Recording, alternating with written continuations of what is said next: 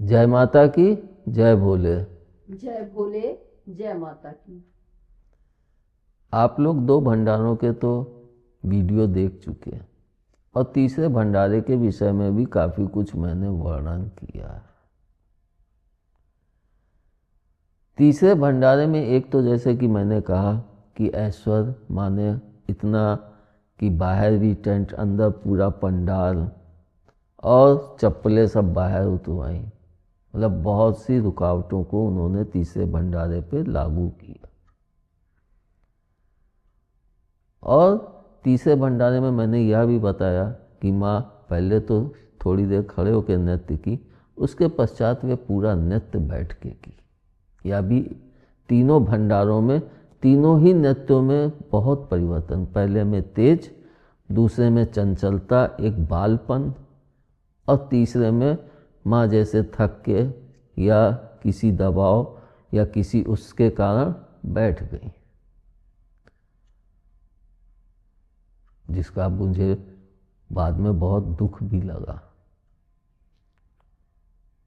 और तीसरे भंडारे में भी काफ़ी कुछ हुआ है जिसको मैं वर्णन नहीं करना चाहता। बहुत से लोगों ने उंगलियां उठाई। पहले भंडारे में यह सब नहीं हुआ, लेकिन दूसरे भंडारे से लोगों उंगली उठा रहे हैं, अवरोध खड़े कर रहे हैं, तमाम प्रकार के अवरोध। तीसरे भंडारे में तो उनकी इतनी अधिकता हो गई थी कि जिसकी कोई सीमा नहीं थी, इतना ज़्यादा अधिकता हो गई थी। लेकिन बुराई करना उचित नहीं है, मेरा मार्ग अलग, तो मैं उस बुराई में लिप्त नहीं होना चाहिए। लेकिन इतना तो मैं कहूँगा कि उससे हमें बहुत सी सीख मिली, बहुत कुछ सीखने को। और जितना मैं सीखता गया उतना ही मैं सक्षम होता गया, उतना ही मजबूत होता है। शायद ये भी माता पिता का एक आशीर्वाद था कि मेरे सामने वे सब कष्ट देते थे और उनसे ही मेरे को सीखने और समझने के पश्चात निखरने का मौका भी प्रदान करते थे। क्योंकि बिना समझे और झेले आप कभी भी निखर नहीं सकते हैं। तीसरे भंडारे में मैंने अपने डर को भी बहुत बाहर निकाल दिया था। यानी दो भंडारे तक मैंने अपने ननिहाल में अपने मामा लोगों को ये तक नहीं बताया कि मैं भंडारा भी होता है और ये सब चीज़ें माँ की शक्ति मुझे प्राप्त हुई हैं। लेकिन तीसरे भंडारे में निडर होकर इन सब चीज़ों को मैंने खोल दिया। और सबसे बड़ी जो अद्भुत घटना हुई थी वह थी कि तीसरे भंडारे के समय मेरी तबीयत बहुत ज़्यादा खराब थी। यानी मैं अपने कमरे से निकल के आता था, पिताजी बैठते थे यहाँ हाल में, आता था आधी रोटी पौन रोटी खा के और फिर चला जाता था। वे कहते थे कि चलो डॉक्टर को दिखा लाए, तो मैं उनसे यही कहता था डॉक्टर मेरा ट्रीटमेंट नहीं कर पाएगा, क्योंकि मेरा ट्रीटमेंट करने वाला वो है। और वही हुआ भी। उसके पश्चात मेरे ऊपर एक पहाड़ सा और टूट पड़ा, जब 2 दिन पहले मुझे यह ज्ञात हुआ कि तुम्हें 1.5 से 2 घंटे तक बोलना है स्टेज पे। मतलब 2 दिन पहले ज्ञात हुआ, उससे तो मेरे हाथ पांव फूल गए कि मुझे 1.5 से 2 घंटे बोलना है। जो व्यक्ति स्टेज पे बचपन में एक नाटक किया था तो उसमें भी शायद 5-10 मिनट बोला होऊंगा, लेकिन वहाँ तो हमारे पास ना कुछ लिखा है ना कुछ, बैठ के बस बोलना है, जो मन में आए बोलते जाओ। और मैं, आप उसमें भी मेरे शब्दों को सुनेंगे तो जैसे हमारे अंदर एक भय व्याप्त था, मैं बड़ी तेज़ी से उसको फटाफट फटाफट बोलता चला जा कि जल्दी से बोल दूँ। लेकिन उससे भी हमें ये सीखने को मिला कि हमें कुछ भी ज्ञान नहीं, ना कुछ लिखता हूँ ना कुछ, उसके बाद भी बैठ के सब उसकी कृपा से जो ज्ञान होता है वो प्रस्फुटित हो जाता है और बोल जाता हूँ। मेरे जितने भी वीडियो व्याख्यान हैं, एक भी व्याख्यान कोई भी लिखा नहीं गया है। ये हमारे तमाम बच्चे भी जानते हैं। लेकिन जो उन्हें बुलवाना होता है तो एक अपने अंदर एक विश्वास जग जाता है। जब हमें विश्वास जगता है तब हम उस प्रभु को और अच्छे से साधते हैं कि हमारे अंदर यह खूबी पैदा तो उसी की वजह से हुई है, शक्ति तो वही देता है। फिर मैं क्यों डरूं, क्यों अपने विश्वास को कमजोर करूं। इस तरह से मेरा विश्वास हर भंडारे के बाद और मजबूती से उभर के आया। और जब तीसरा भंडारा हुआ, तमाम व्याधियां आई, लेकिन वह भंडारा भी अपने आप में एक भंडारा था। क्योंकि पहली बार भंडारे में इतना पैसा लगा, बड़े बड़े टीवी लगे और एक पंडाल बना, एक मतलब जैसे कि वहाँ पे एक आभा सी घूम रही, एक ऐश्वर्य घूम रहा है।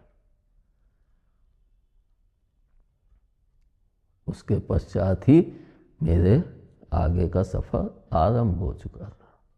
इसको मैं पहले भी बोल चुका था कि 3 भंडारे के बाद भंडारे रुक जाएंगे, फिर एक अवधि के पश्चात वो भंडारे फिर से आरंभ होंगे। और अभी जब मैं वापस आया तो फिर से एक छोटा भंडारा मैंने किया, जिसका वर्णन मैं आगे करूँगा। और जब शुरुआत हुई थी तब भी 9 भंडारे, मैंने अपने वीडियो में बताया 9 भंडारे हुए थे, जिसमें से कुछ हमारी तरफ से थे और कुछ भंडारे हमारे ससुराल पक्ष की तरफ से हुए थे। यानी छोटे छोटे भंडारे करवा के माने वह सीख दी। प्रभु ऐसे ही सीख हम मनुष्यों को देते हैं, लेकिन हम लोग अपना गुणगान करने लगते हैं। हम लोग उसको महत्व को स्वयं ना लेके उसको दे दें तो हमारे अंदर घमंड की कभी वृद्धि नहीं होती है। यही सब चीज़ें मुझे तीनों भंडारों से सीखने को मिली। और तीसरे भंडारे के पश्चात मैं स्वस्थ भी हो गया। शायद मुझे यही सिखाना था प्रभु को कि तुम जितने भी कमज़ोर हो, जितने भी बीमार हो, तुम्हारे अंदर वह शक्ति है, उस पर विश्वास करो और विश्वास करके अपने मार्ग पे चल पड़ो। ना किसी से भयभीत हो, ना किसी से डरो, लेकिन अपने आप में पूर्ण मजबूत हो। यही हमें तीसरे भंडारे से सीखने को मिला। और यही मैं आप लोगों से भी कहता हूँ कि आप अपने ऊपर विश्वास करो। जब आप अपने ऊपर विश्वास करोगे तो उसके ऊपर विश्वास अपने आप जम जाएगा। जितना हो अपने को महत्व मत दो। इसको मैं एक बार मेरे से एक जने पूछे भी कि आप किसी बैंक में काम करते हैं, क्योंकि मैं पहले पेन एन लगा के तो लोग देखते थे शायद बैंक में काम करते होंगे, तभी ऐसे, क्योंकि मैं आदत थी शुरू से ही पहनने,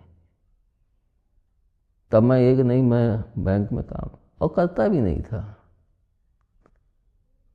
लेकिन हमारा पहनावा, हमारा व्यक्तित्व बहुत चीज़ों का द्योतक होता है। और यही सब चीज़ें मैंने तीसरे भंडारे में सीखी।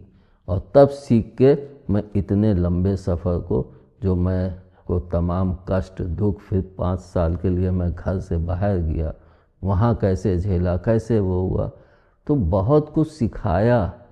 और फिर वापस उसी स्थान पे लाया जहाँ से निकल के गया था।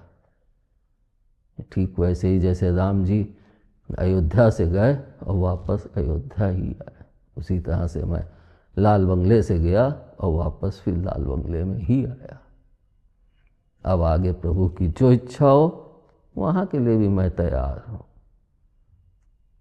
इसका भी सबसे बड़ा कारण है कि मेरे अंदर विश्वास अटलता के साथ, बहुत ही मजबूती के साथ स्थित हो चुका है। और तीसरे भंडारे में मैंने शिवलिंग का भी वर्णन किया था,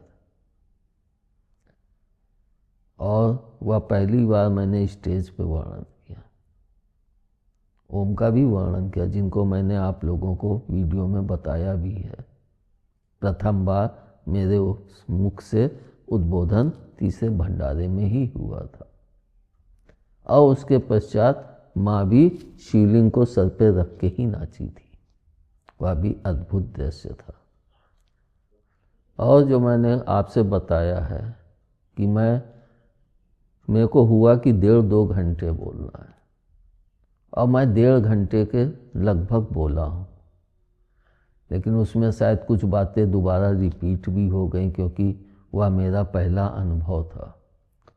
और वह पूरा कैसेट भी 3.5 घंटे का है, जिसको मैं इसको YouTube पे तो पूरा नहीं प्रस्तुत कर सकता हूँ, और वह उचित भी नहीं है। जो खास चीज़ें हैं उसी को मैं आप लोगों को, कि आप लोग इससे अनुभव लीजिए और उस प्रभु पे अपने विश्वास को और दृढ़ कीजिए। धन्यवाद। जय माता की, जय भोले। जय भोले, जय माता।